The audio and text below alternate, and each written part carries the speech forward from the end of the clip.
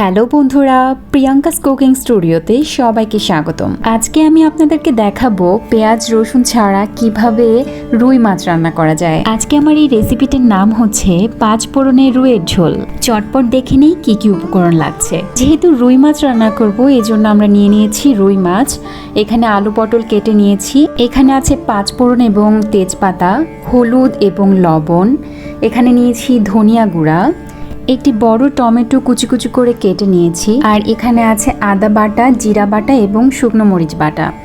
আমরা এখানে কিন্তু মাছ ভেজে নিব, এই জন্য মাছের সাথে লবণ হলুদ মাখিয়ে 10 মিনিট ম্যারিনেট করে রেখেছি। এখন আমরা গরম কড়াইতে তেল দিয়ে একটা একটা করে মাছ ভেজে নিব। খেয়াল রাখতে হবে মাছ কিন্তু কড়াইতে যেন না লেগে যায়। আর এটার একটা টিপস আছে, আপনারা তেল গরম করে একটু লবণের ছিটা দিয়ে দিবেন, তাহলে কিন্তু মাছটা সহজে কড়াইয়ের সঙ্গে লেগে যাবে না।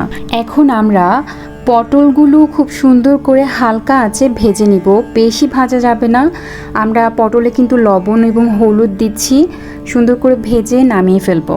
একই রকমভাবে আমরা আলুগুলো কিন্তু লবণ এবং হলুদ দিয়ে সুন্দর করে ভেজে নিব, বেশি ভাজা যাবে না, হালকা করে ভেজে তুলে ফেলতে হবে। এখন সেই একই তেলে আমরা একটু জিরা ফোড়ন দিব, সাথে একটি শুকনো মরিচ দিব। এগুলো একটু হালকা ভাজা ভাজা হলে আমরা বাটা মশলাগুলো অ্যাড করে দিব এবং নাড়াচাড়া করে এটাকে সুন্দর করে কষিয়ে নিব। এখন এর মধ্যে আমরা লবণ হলুদ এবং ধনিয়া গুঁড়াগুলো অ্যাড করে ফেলবো।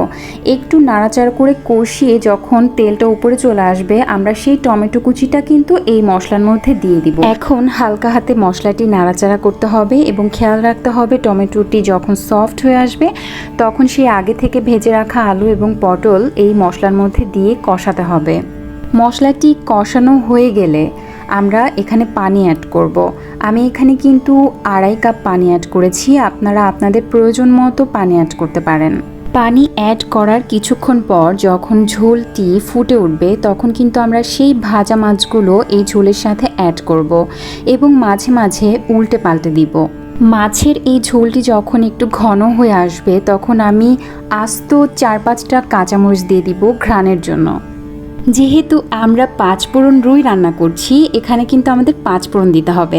আমরা একটা শুকনো কড়াইতে তেল দিয়ে 5 ফোড়নগুলো হালকা করে ভেজে নিব। এরপর আমরা এই মাছের ঝোলের মধ্যে কিন্তু 5 ফোড়নগুলো দিয়ে দিব। এই তো হয়ে গেল আমার 5 ফোড়ন রুই। দেখতে হয়েছে অসাধারণ, খেতেও অনেক মজা হয়েছে। আপনারা কিন্তু বানিয়ে দেখতে পারেন। সবাই অনেক ভালো থাকবেন। Tata, by.